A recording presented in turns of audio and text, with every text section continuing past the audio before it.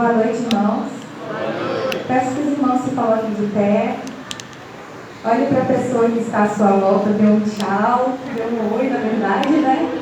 Nós não podemos nos abraçar, mas é uma forma de expressar o nosso amor, a nossa gratidão pelos irmãos que estão aqui, por sermos uma igreja que pertence ao Senhor, um Deus vivo, um Deus que reina para todo sempre.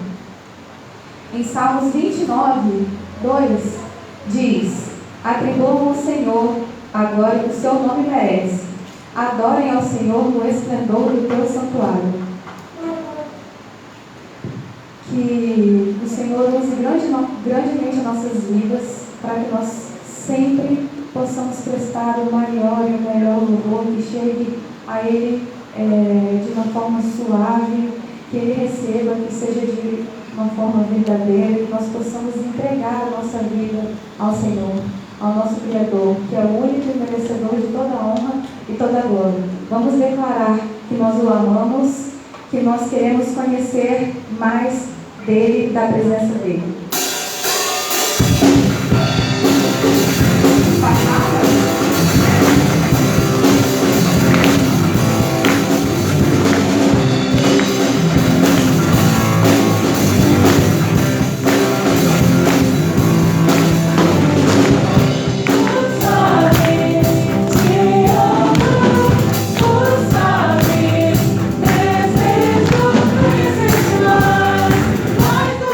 Antes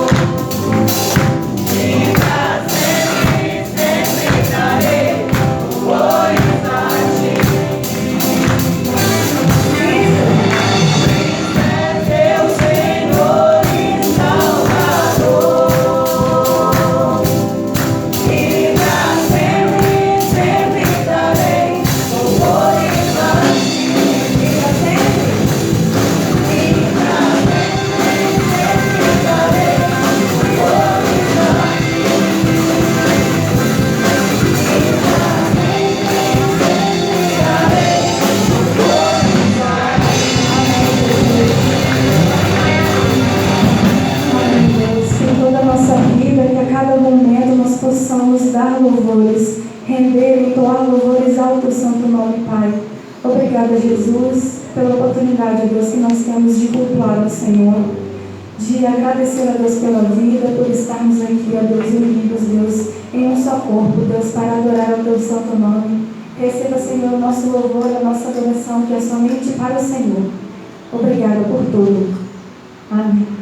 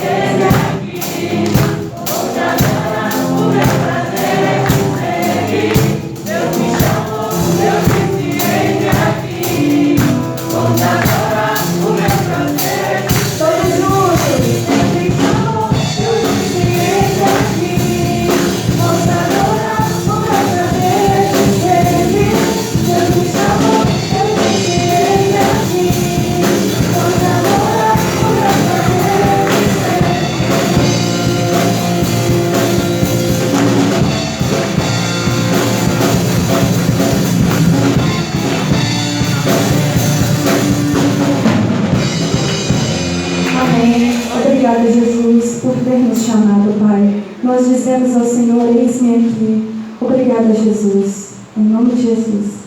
Os irmãos podem se sentar. Esse momento eu vou passar para as crianças.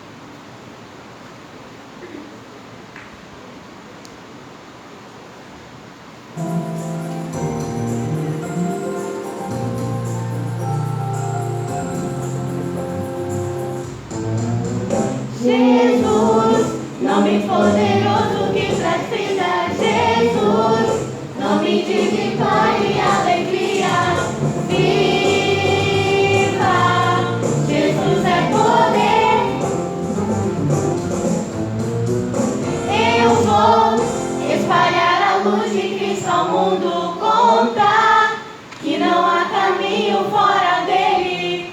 Viva, Jesus é poder. Viva, Jesus é poder. Eu canto. Viva, Jesus é poder. Viva, Jesus é poder. Esperança para todo mundo. Viva, Jesus é poder. Eu canto. Viva, Jesus é poder. Viva, Jesus é poder. Esperança para todo mundo. Jesus, nome poderoso que traz vida. Jesus, nome de vitória e alegria. Viva, Jesus é poder. Eu vou espalhar a luz de Cristo ao mundo. Contar que não há caminho fora dele. Viva, Jesus é poder. Viva, Jesus é poder. Eu canto. Viva, Jesus é poder. Viva, Jesus é poder. Esperança para todo mundo. Viva, Jesus é poder. Eu canto. Viva, Jesus é poder. Viva, Jesus é poder. Esperança para todo mundo. Jesus é poder. O leão de Judá, a raiz Davi, o caminho, a verdade e a vida.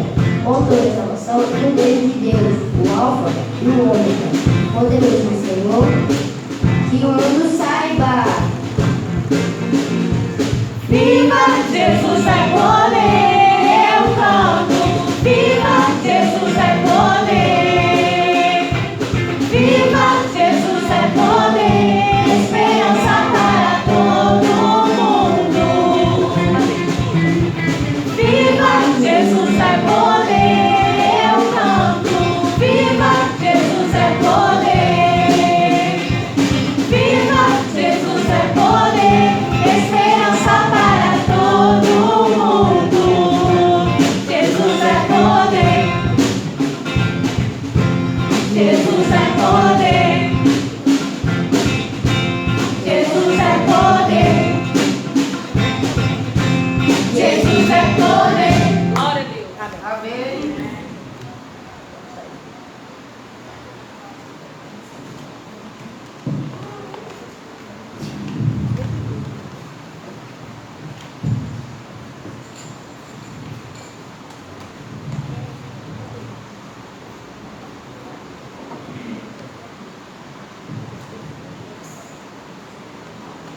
Boa noite, irmãos. Boa noite.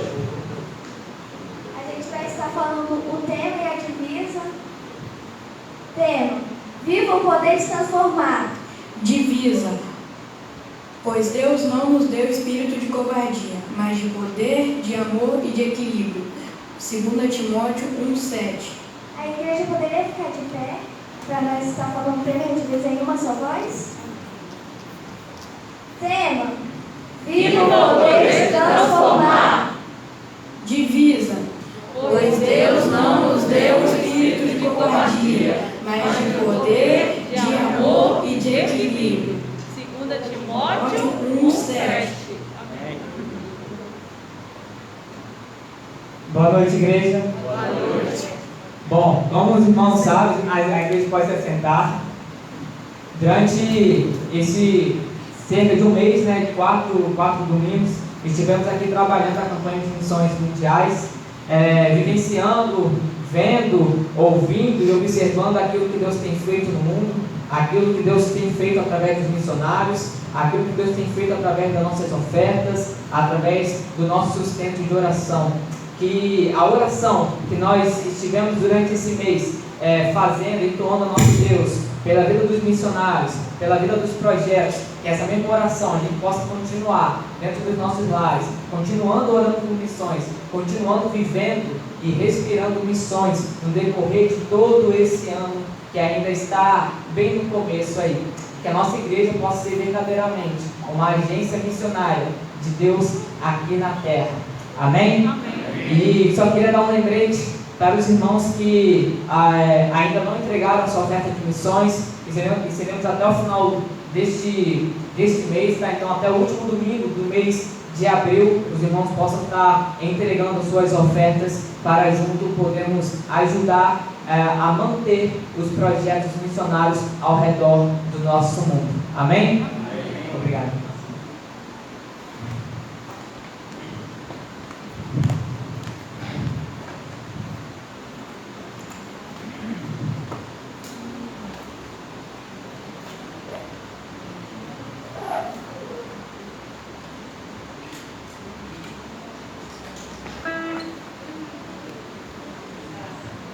Passo agora para o momento de dedicação de bens e vidas, que os irmãos possam se sentir à vontade em dar as suas ofertas, os dízimos.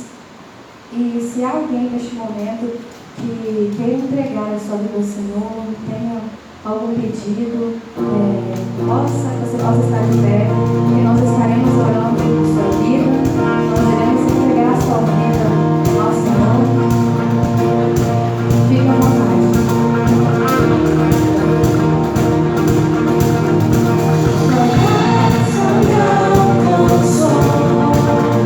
Thank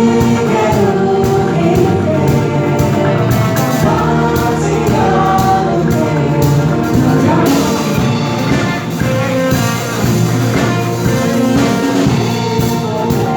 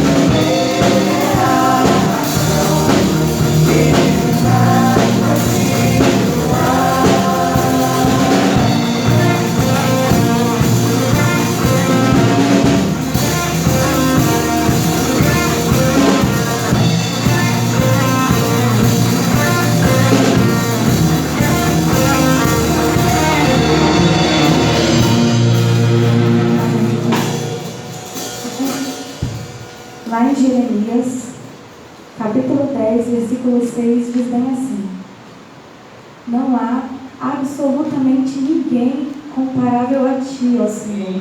Tu és grande, e grande é o poder do teu nome. O Senhor é grande, o poder dele é grande. E muitas vezes a gente duvida disso. Muitas vezes a gente quer tomar atitudes por aflição, por angústia, por desespero. Mas nós esquecemos que nós temos um Deus que Ele é grande, que grande é o poder que se encontra no teu nome. Que nós em cada momento das nossas vidas possamos lembrar que o poder de Deus é grande, que não há nada que nós possamos fazer que não seja da vontade de Deus. As nossas atitudes, o nosso desespero não vai fazer com que a gente tenha as coisas na nossa hora, no nosso momento, porque Deus é Deus. E referente a isso,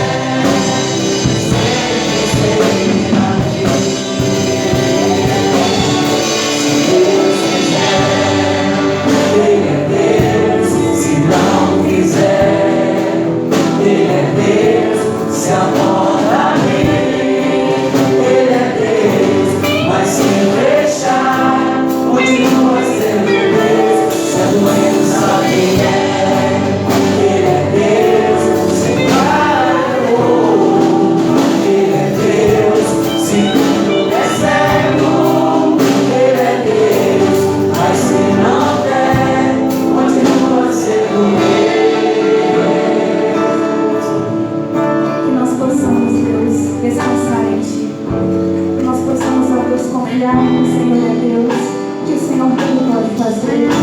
Entregamos a Ti, ó Deus, as nossas vidas, Pai. A vida de cada um que está aqui, esteja, Deus, com os pedidos, ó Deus, que cada um faz, ó Deus. O Senhor conhece o coração, ó Deus, dos Teus filhos, Pai. Tem misericórdia, Senhor, de cada um de nós.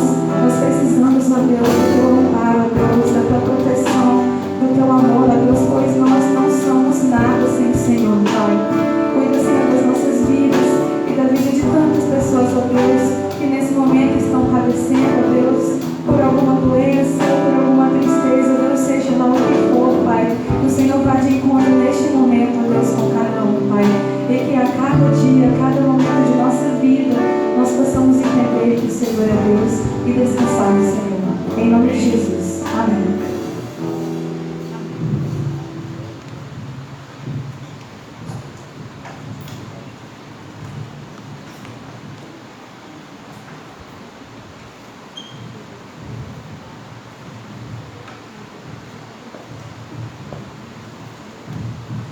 Amém, igreja? Amém.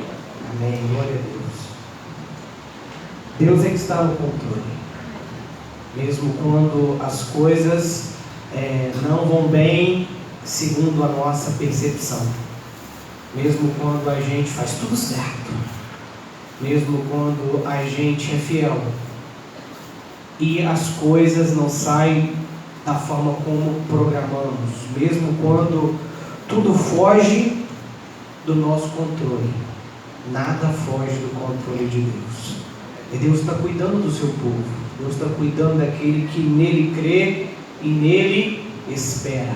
É isso que nós temos afirmado a cada domingo à noite aqui. Deus é que está no controle.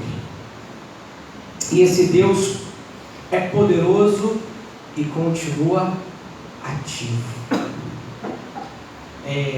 Ao final da pregação nós vamos ter um outro momento de oração.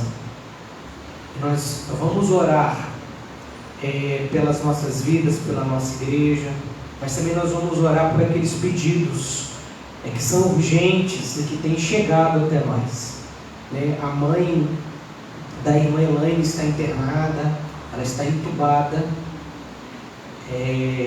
por causa do Covid. O esposo da sobrinha da irmã Sônia também, não é isso, irmã Sônia? Também está internado por conta do Covid. Depois, no final da mensagem, vamos fazer um momento de oração por essas pessoas, pela nossa igreja, pelas nossas vidas.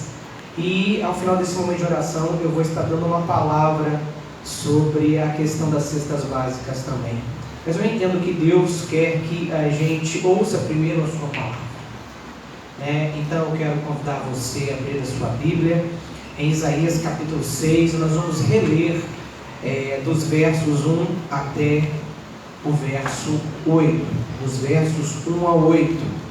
Nós temos estado há 5 domingos, 4 a 5 domingos a contar desses, pensando e refletindo sobre esse tema. Deus é que está no controle, baseado nessa passagem de Isaías capítulo 6, de 1 a 8.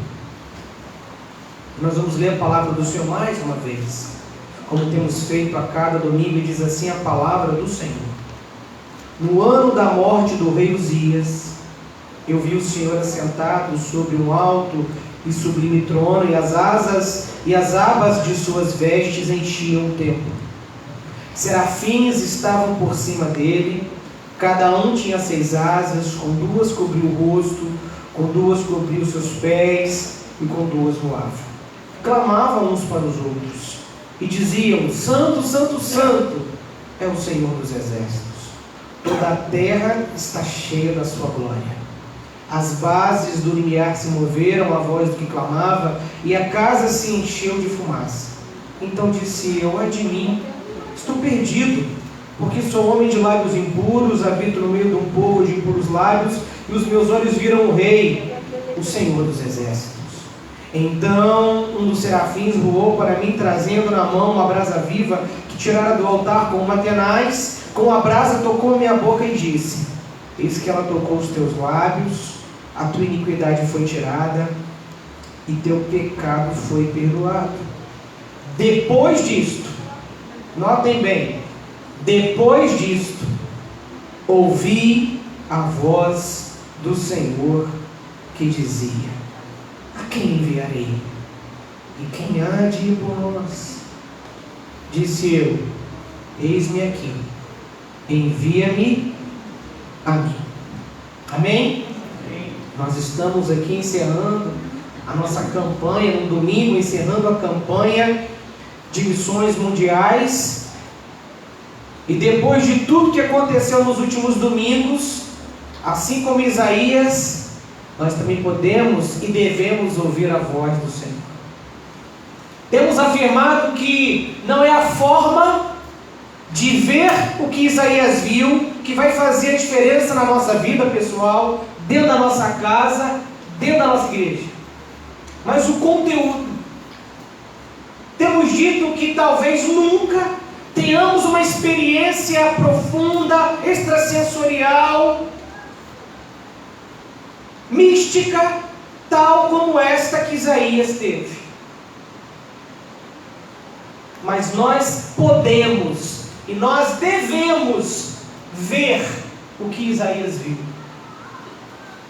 Porque Deus se revela a mim e a você da mesma maneira, no mesmo grau, com a mesma intensidade, na mesma proporção, como fez naquela ocasião, quando Isaías estava no templo. Então o importante não é a forma como Isaías viu a Deus, é que Isaías viu a Deus, e isso fez toda a diferença. E é o que eu e você estamos fazendo a cada domingo, enxergando de maneira pormenorizada, detalhada, autoexplicativa, aquilo que Isaías viu e impactou tanto a sua vida, ministério e o reino de Judá. Foi no ano da morte do rei Uzias, foi num momento trágico, foi num período trágico, complexo, difícil na vida de Isaías, na vida do reino de Judá. Mas Deus continuava reinando, Deus continuava Senhor, Deus continuava Salvador e Consolador sobre o seu povo. Foi a visão da verdade. Deus é santo, santo, santo.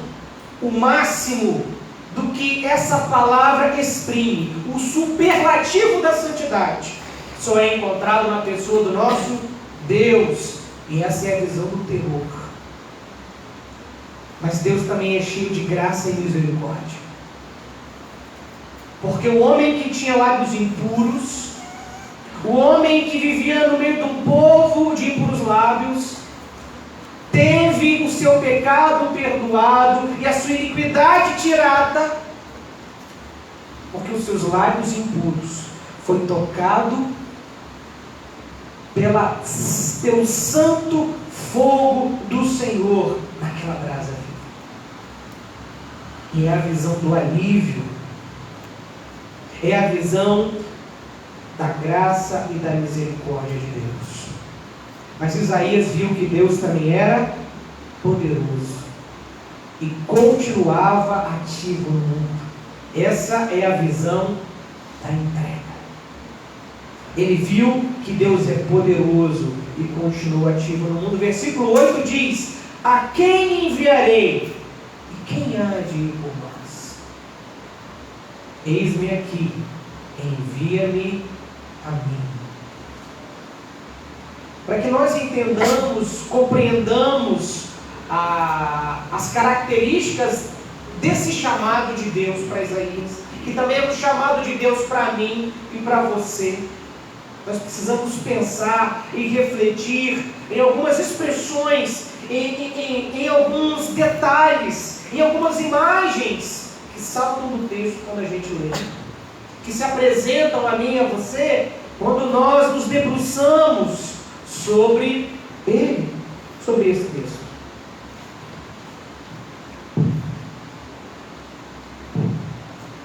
Primeiro, nós precisamos entender que nesse ponto da visão de Isaías é a primeira vez que Deus fala. É a primeira vez também que Isaías se vê na condição de poder servir a Deus. E é só depois de tudo que Isaías viu e ouviu, é que agora ele ouve a voz do Senhor. É depois que o seu pecado é purificado.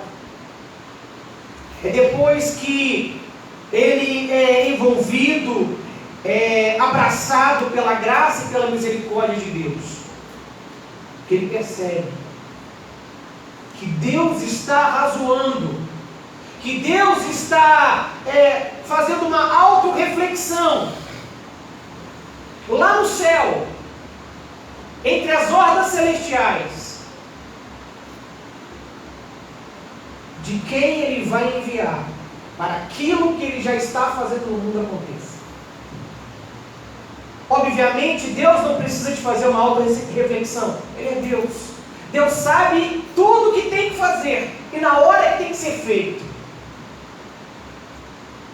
Mas é justamente aí, essa alegoria da necessidade desse Deus soberano, que ele impõe a si mesmo de usar seres tão pecadores, tão pequenos, tão incapazes como nós, está retratada aqui no texto.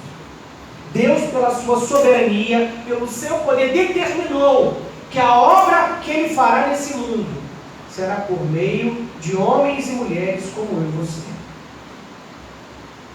Não homens e mulheres quaisquer, homens e mulheres pecadores sim, mas que foram lavados, remidos, limpos, purificados no sangue de Jesus.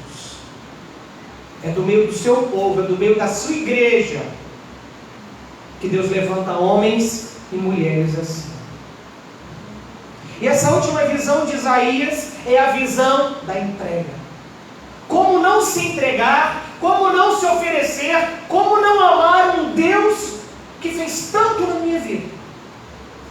Um Deus que me tirou do pavor, do terror, da aflição, da desesperança e colocou no meu coração, através da sua palavra, um novo ânimo e uma fé que me faz querer servi-lo de todo o coração. A primeira imagem que eu e você precisamos entender, precisamos ver e entender no texto, é que cada serafim tinha 3 pares de asas. 2 eram usadas para que eles pudessem se manter diante da presença desse Deus Santo. Mas uma delas não era uma asa para ficar em passividade, não era uma asa para cobrir, não era uma asa para ficar sem falta de movimento, eram as asas do movimento. Estar na presença do nosso Deus não significa estar apenas prostrado com reverência.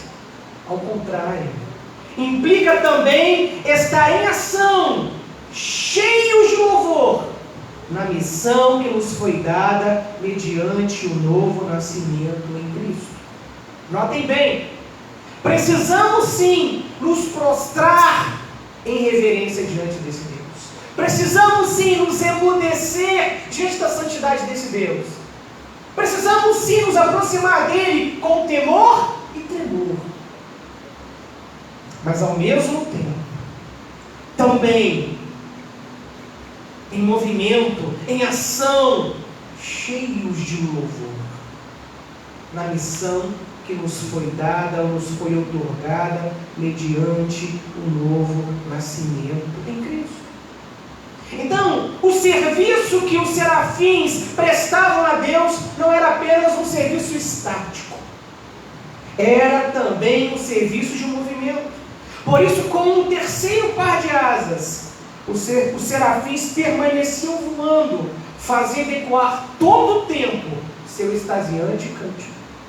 Eles voavam de um lado para o outro, ao redor do trono de Deus, e cantavam uns para os outros.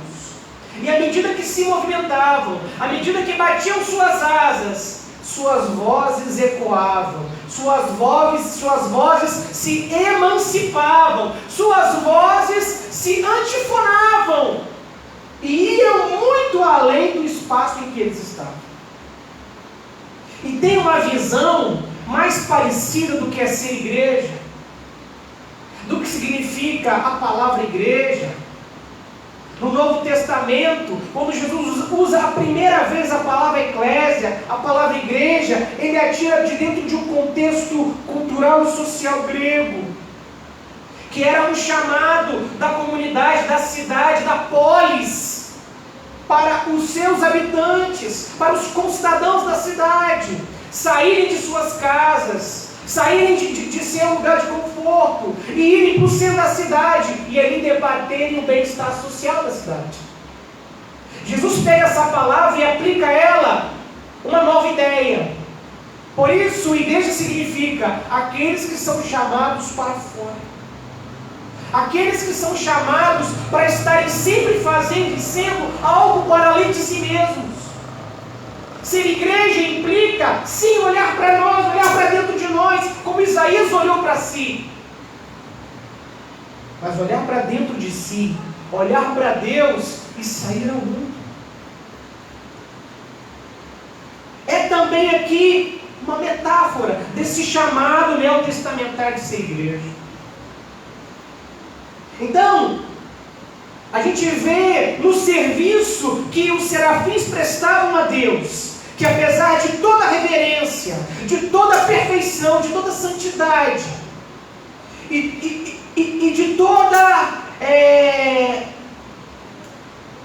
de todo o emudecimento,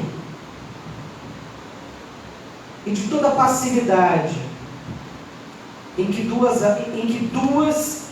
4 de suas 6 asas cobriam seus corpos, em reverência a Deus, em honra a Deus, havia um par de asas que lhes davam a liberdade de se movimentarem ao redor de Deus, ao redor do trono de Deus. E aqui uma outra alegoria desse nosso chamado de ir para além de nós, de sair de dentro das 4 paredes, de fazer aquilo não que nós queremos fazer, da forma que queremos fazer, mas aquilo que Deus quer que façamos. É que um daqueles serafins voou para o profeta. Um daqueles serafins saiu do seu ambiente de santidade, saiu do seu ambiente de glorificação, saiu do seu ambiente perfeito e teve que tocar o imperfeito, e teve que tocar o pecador, os lábios pecadores do profeta. Assim também nós somos chamados a estar primeiro na presença de Deus, a receber de Deus, a sermos transformados por Deus, a estarmos aqui semanalmente como igreja, edificando uns aos outros, fortalecendo a nossa fé, servindo uns aos outros mutuamente com os dons espirituais, com os talentos naturais que Deus nos deu. E como é bom estar aqui, como é gostoso estar aqui. Mas a realidade está lá fora, o caos está lá fora, a desgraça está lá fora, as trevas estão lá fora, e é lá, justamente lá, que Deus quer que nós brilhemos. Somos também chamados somos ao mesmo tempo chamados a permanecermos piedosamente, santificadamente na presença de Deus, para irmos nesse mundo pecador e levar lá a palavra que salva, que santifica, que purifica. Isaías viu que Deus é poderoso e continua ativo, e que esse Deus poderoso que continua trabalhando nesse mundo, ainda que as circunstâncias digam que este mundo está abandonado e esquecido por Ele, é por meio da sua igreja que Deus estende a sua mão, o seu braço, que Deus anuncia o seu juízo, e é por meio de cada um de nós. Por isso que o texto diz, depois disso, depois de tudo que Isaías viu a respeito de Deus, depois de tudo que Isaías viu a respeito de si mesmo, depois de tudo que Isaías viu a respeito desse mundo, que Isaías viu a Deus, ele viu todo o resto da sua realidade de forma diferente. Depois que Deus o transformou, ele estava pronto, capacitado a ser transformado. Os serafins serviam a Deus em máxima reverência, mas com liberal disposição. E olha o que Moody, ao comentar esse texto, diz: cada crente é salvo para servir. Ele é o ipso facto. O que significa essa expressão? É um termo jurídico que significa pelo próprio fato, como resultado da evidência do fato, como consequência obrigatória do fato. Ou seja, o cristão serve porque é cristão. A maior prova que faz com que alguém sirva a Deus e sirva ao próximo é o fato de ser cristão. O resultado da evidência de ser cristão é servir a Deus. A consequência obrigatória de ser cristão é servir a Deus e o próximo. Então cada crente é salvo para servir. Ele é uma testemunha divina desde o momento da sua conversão.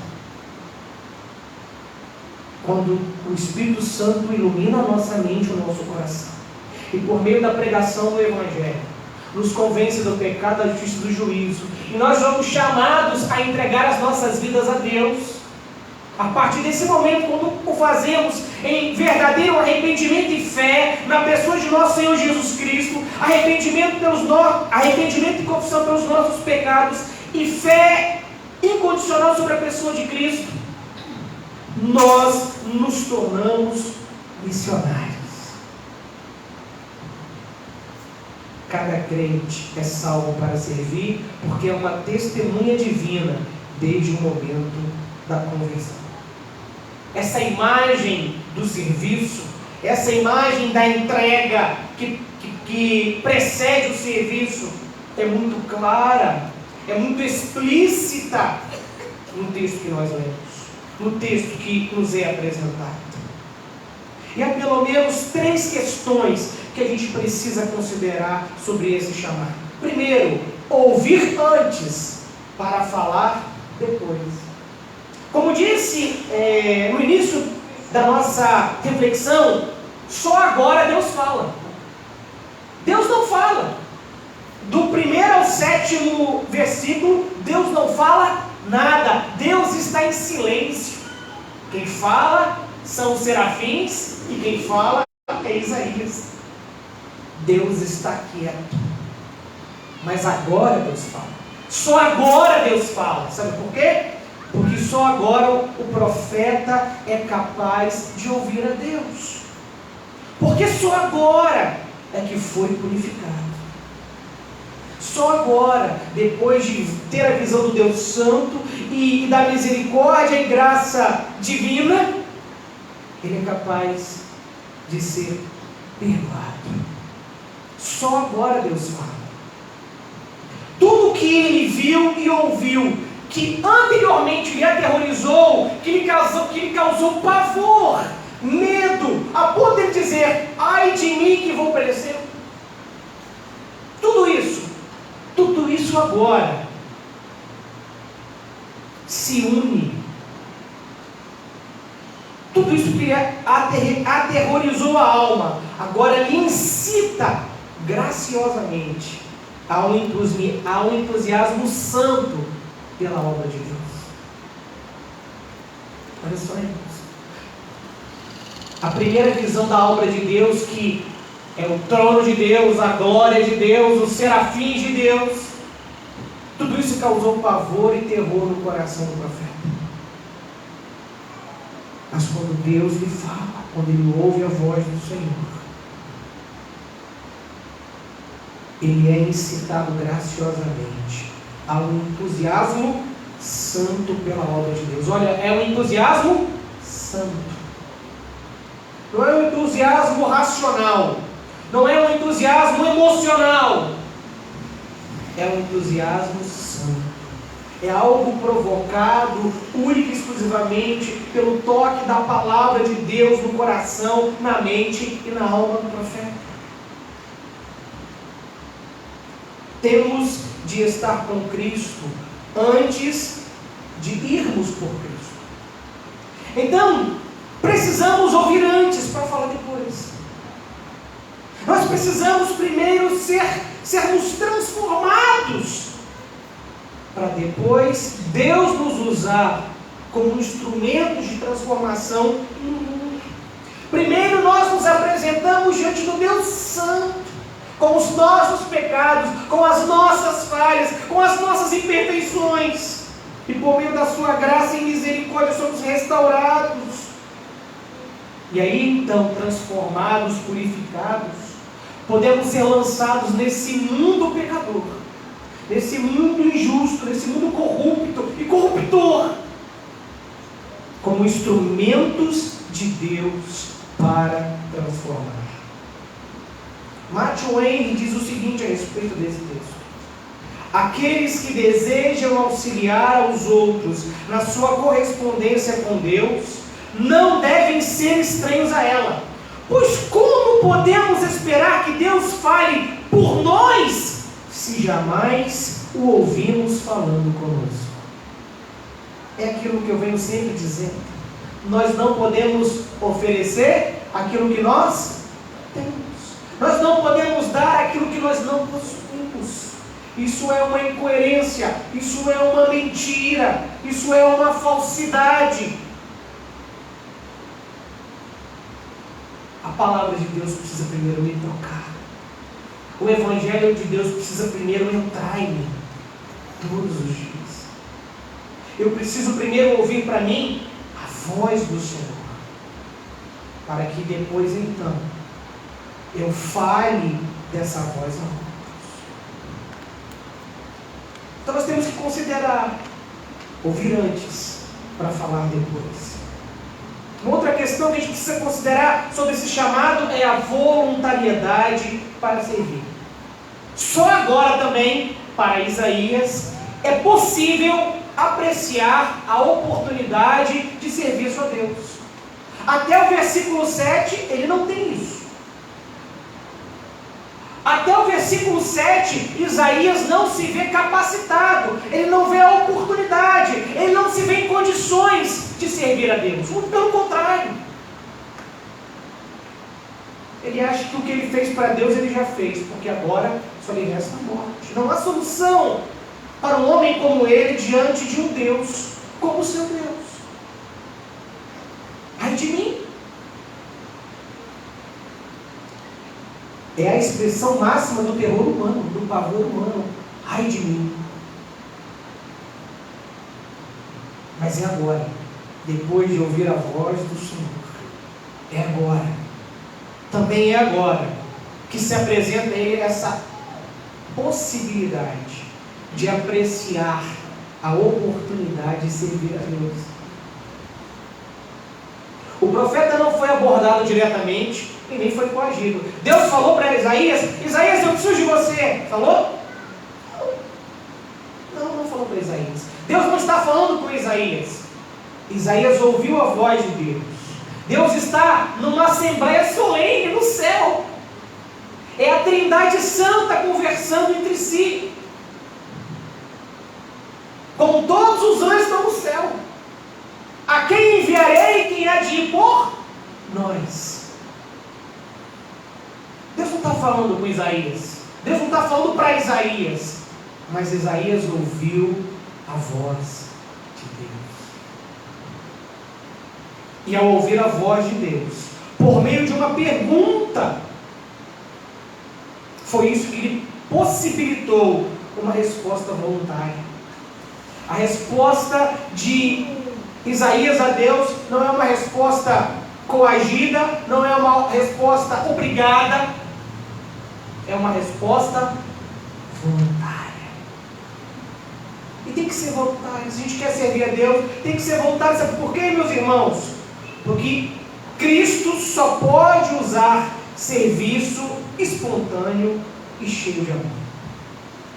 Quando a gente faz de qualquer jeito, quando a gente faz por obrigação, quando a gente faz simplesmente por medo,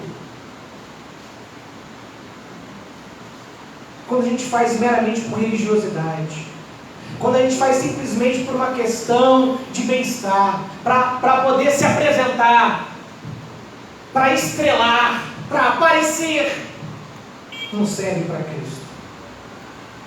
Só serve para Cristo uma resposta voluntária. E a evidência de que a resposta de Isaías é voluntária, e a evidência de que é esse o símbolo que tem que ser também da minha e da sua resposta diante do apelo de Deus, diante da voz de Deus, diante daquilo que esse Deus poderoso continua fazendo no mundo.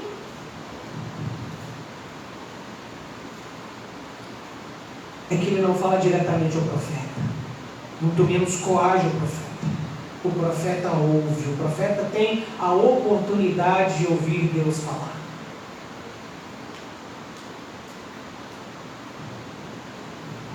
O autor do livro, porque tarda o pleno avivamento, vai dizer que Isaías ouviu um desalento divino. A quem enviarei? E quem há de ir por nós? Ele ouviu, Deus não lhe disse. Ele ouviu. E porque ouviu, e porque não foi coagido, porque não foi pressionado, ele responde espontaneamente, cheio de amor, cheio de gratidão, porque esse Deus poderoso que continua agindo e ativo no mundo, ele alcançou a sua alma, o seu coração, a sua vida, o seu ministério, tocou os seus lábios, e ele vê que é possível haver uma mudança, uma transformação em todo esse caos e desgraça, insegurança e incerteza que rodeiam a ele e todo o seu povo.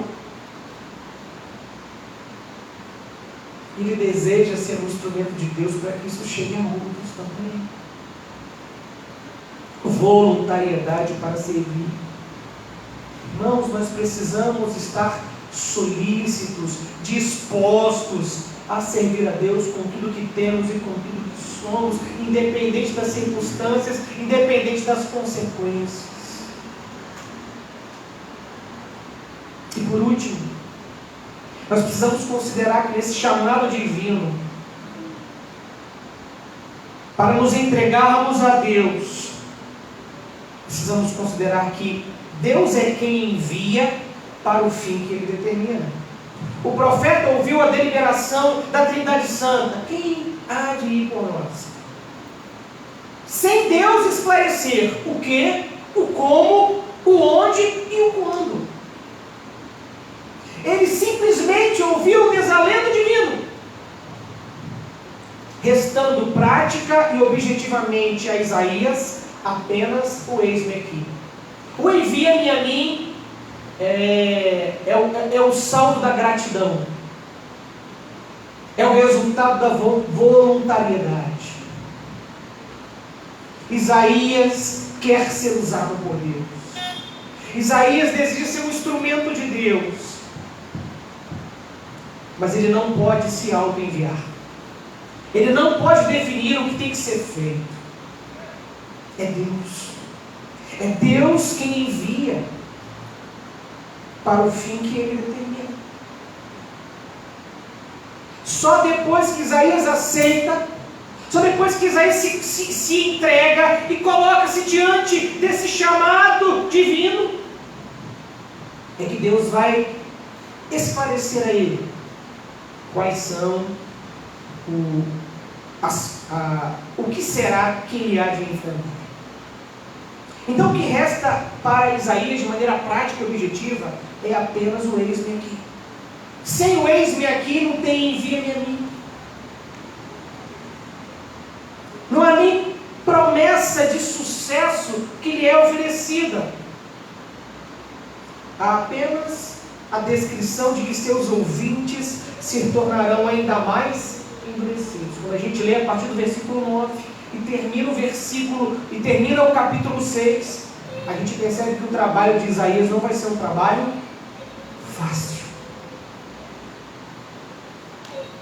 mas é o trabalho necessário. Isso desconstrói toda a base do pragmatismo religioso. Nós vivemos tempo em que cada um faz o que acha que tem que ser feito nas igrejas. Tem igreja de tudo quanto é nome. Tem igreja que faz tudo para ter todo mundo. Tem igreja que abre mão do Evangelho, da verdade do Evangelho, e foca tanto em programas, em atividades, em eventos, em coisas novas, em coisas mirabolantes, que se distanciaram tanto do Evangelho, que não dá nem mais para você considerar a prática religiosa desses grupos de igreja, porque estão distantes demais do Evangelho e da Palavra de Deus. Mas essa verdade aqui é um golpe na base, no fundamento do pragmatismo religioso. Não é Isaías que diz: Senhor, eu estou aqui, eu vou fazer. Mas eu tenho mais de 20 anos de igreja. Eu fui pastor de 2 igrejas só. 14 anos em uma e estou 8 anos aqui com vocês. Mas só nessas 2 igrejas eu encontrei muito crente que só fazia as coisas na igreja do jeito deles. Tinha que ser do jeito deles. O dízimo, o dinheiro, o tempo, a criatividade. Trabalhavam muito na igreja, mas tinha que ser do jeito deles. Se não era do jeito deles, não estava aqui. Se não era do jeito deles, arrumava confusão. Se não era do jeito deles, então estava errado. Quanta gente nas igrejas trabalham, se dedicam, mas do jeito delas, no tempo delas, na hora que lhes é melhor,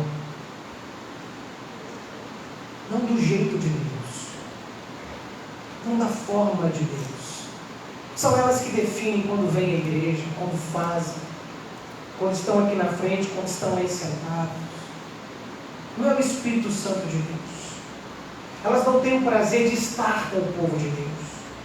Elas não têm o prazer de ouvir, de serem ministrados por outros irmãos. Eles só querem fazer. Só querem realizar.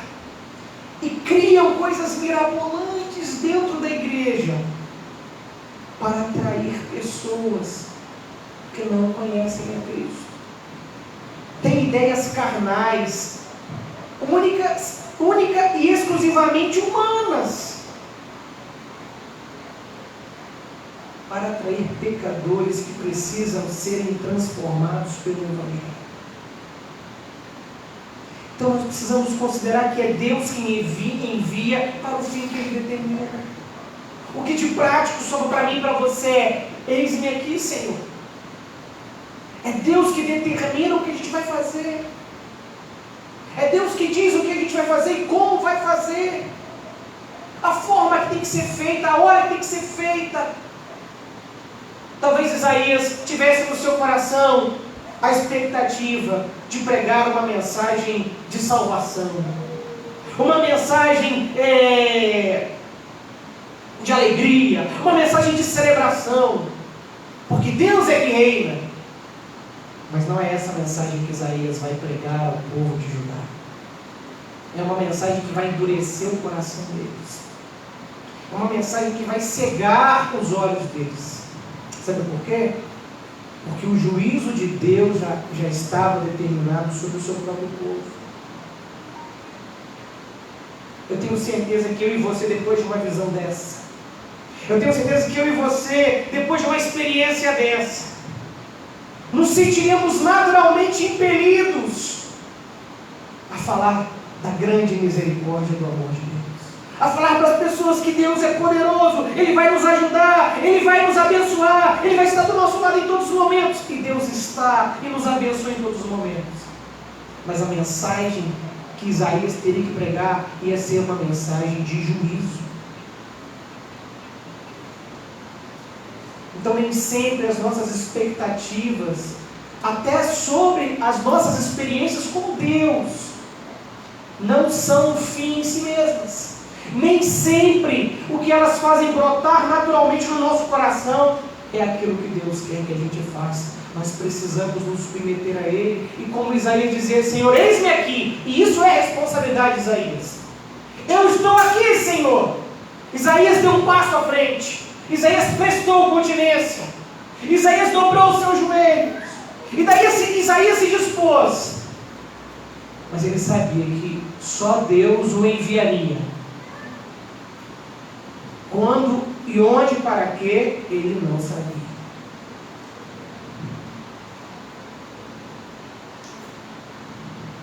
Isso desconstrói toda a base do pragmatismo religioso. Para terminar essa reflexão, eu gostaria de ler a frase de John Oswald, comentarista bíblico. Ele diz o seguinte: os que necessitam ser coagidos são provavelmente muito poucos cônscios da imensidade da graça de Deus para com eles. Por isso, diferente de Adão e Eva, que buscaram ocultar-se da voz perquiridora, ou seja, da voz que perguntava, que questionava: onde estás? Ao contrário deles, no jardim do Éden, que buscaram ocultar-se, esconder-se da voz perquiridora, Isaías, a quem se permitiu por um momento bisbilhotar os conselhos de Deus, não pôde guardar silêncio. Ele respondeu: que farei eu? Um tão agradecido oferecimento de si mesmo é sempre o clamor dos que têm recebido a graça de Deus, depois de haver renunciado à esperança de ainda ser aceitáveis a Deus. A visão da entrega. Precisamos nos entregar.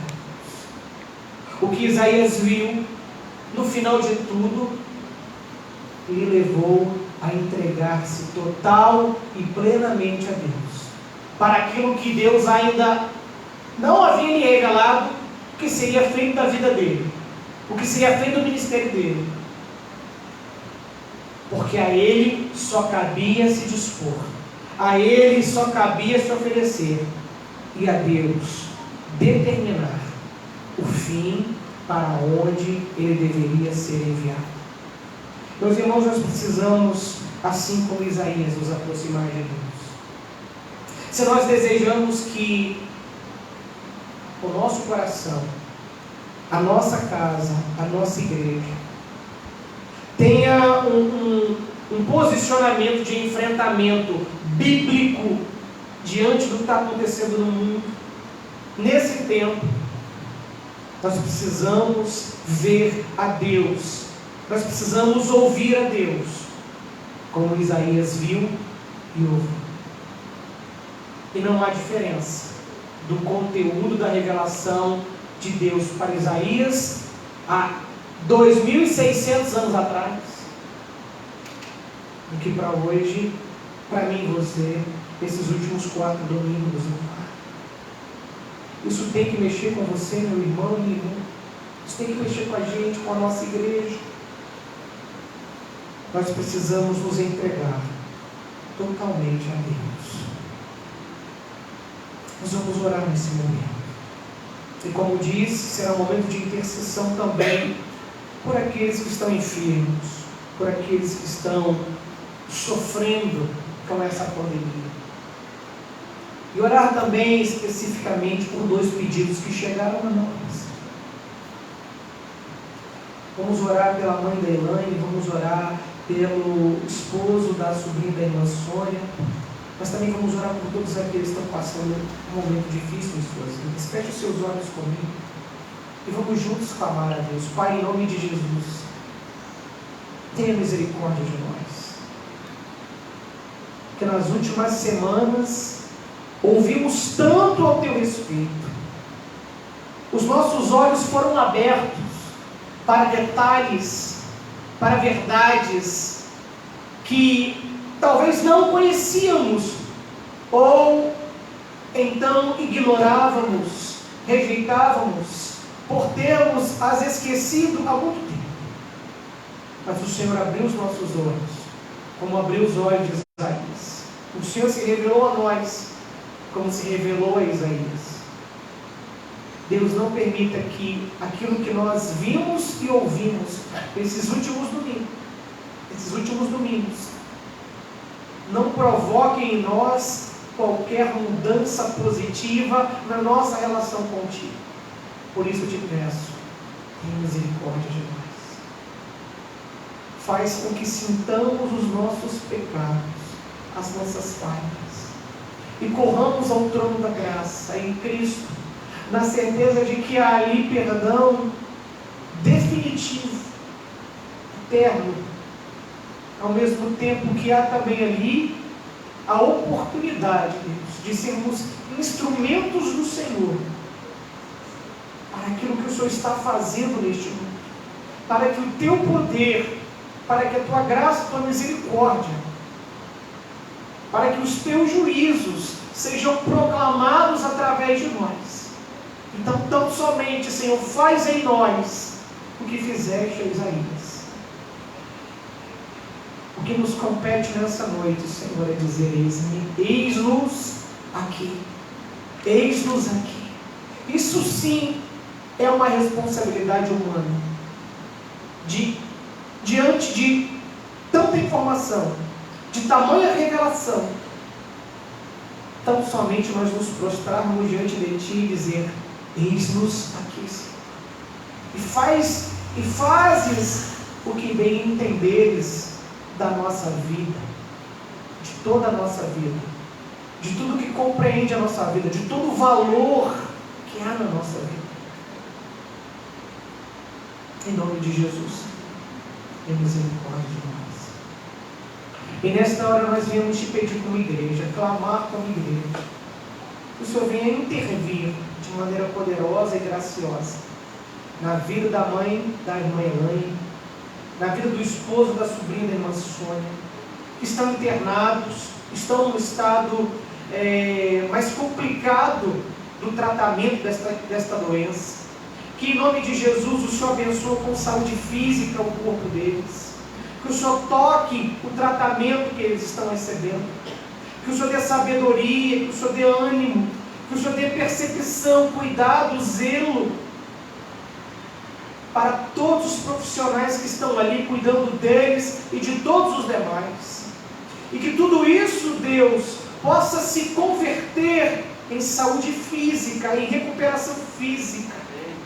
Que o Senhor mantenha viva essas pessoas pela tua misericórdia.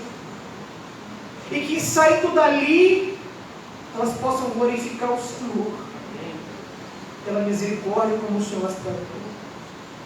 Consola os seus familiares enquanto esse tempo durar, enquanto essa angústia durar, enquanto essa espera durar.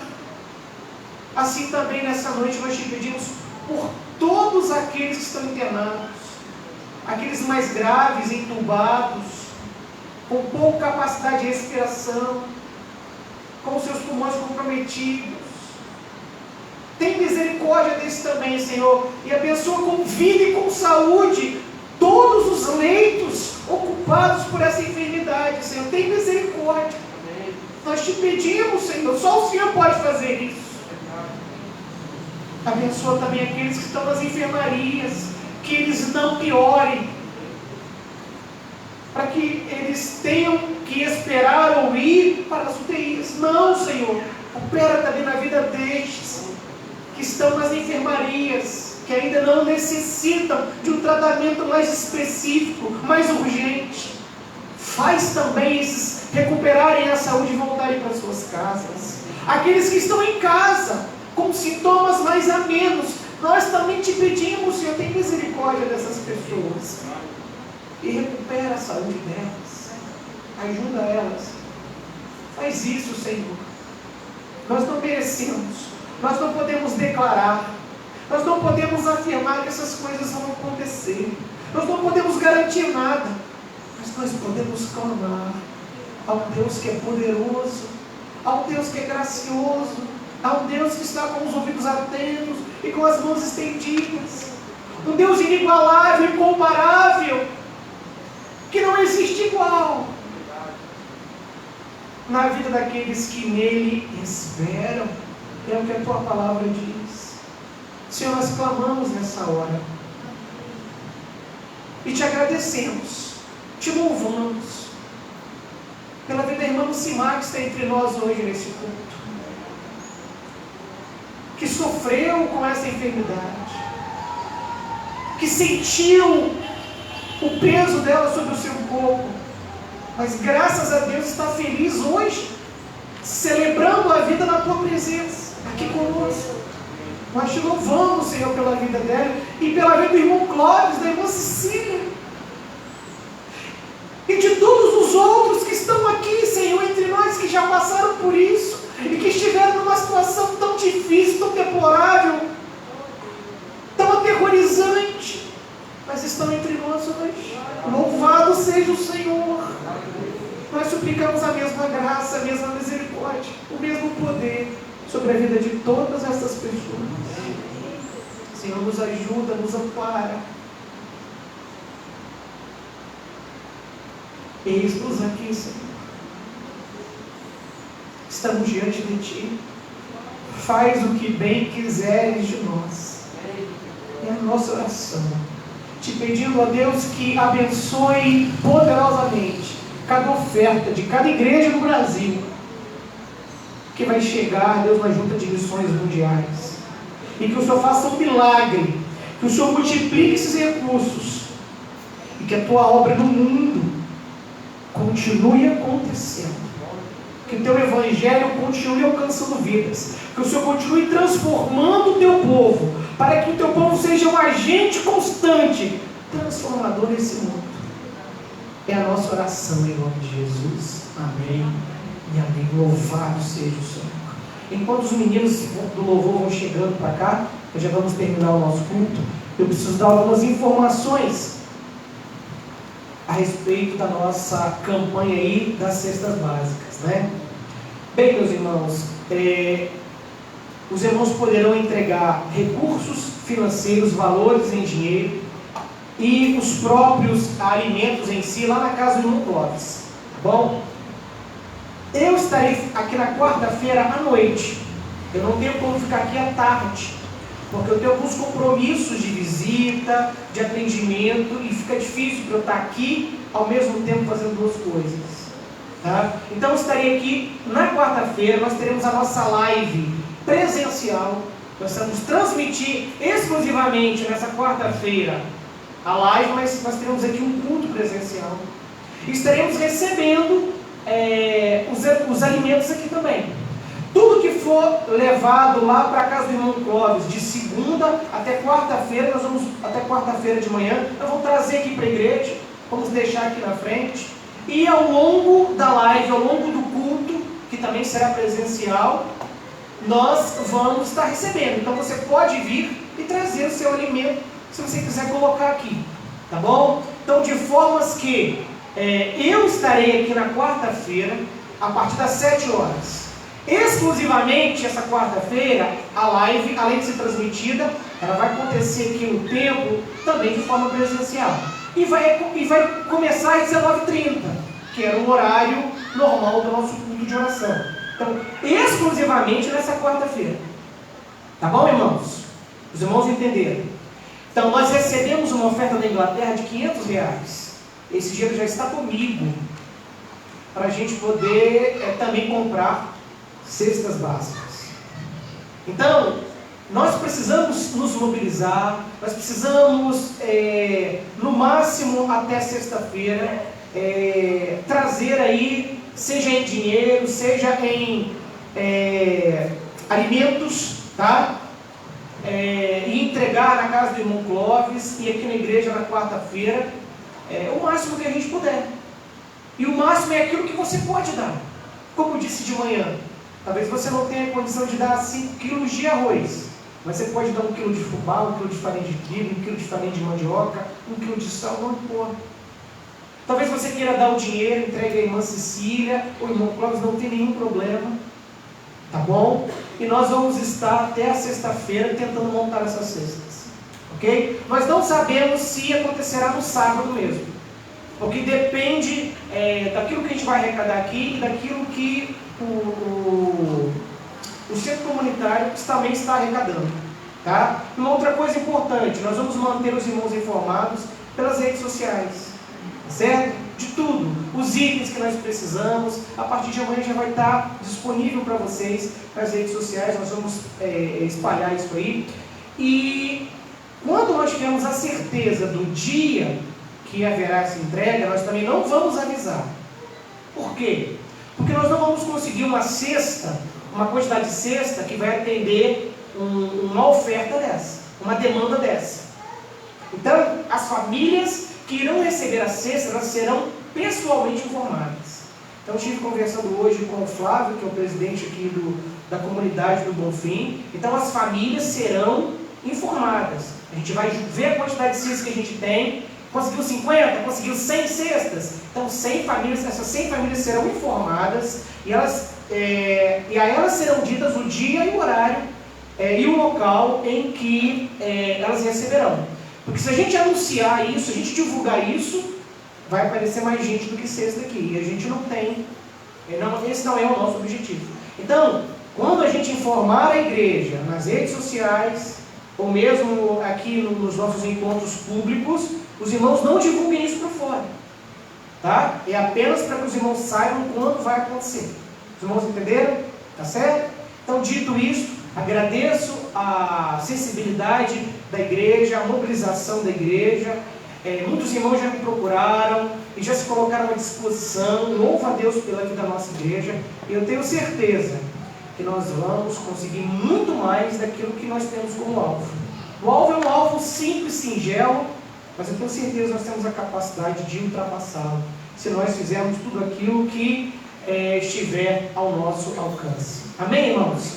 Deus abençoe. Maiores dúvidas podem me procurar no final do culto, podem me ligar. Nós vamos louvar esse Deus que é poderoso, gracioso, misericordioso, que continua no controle de todas as coisas, que nos mobiliza, que toca no nosso coração, que toca em alguém que está na Inglaterra, para poder fazer uma coisa aqui no Brasil e vice-versa. Os nossos recursos aqui vão para todos os lugares do mundo através da nossa junta. É esse Deus que nós servimos e a Ele que nós louvamos.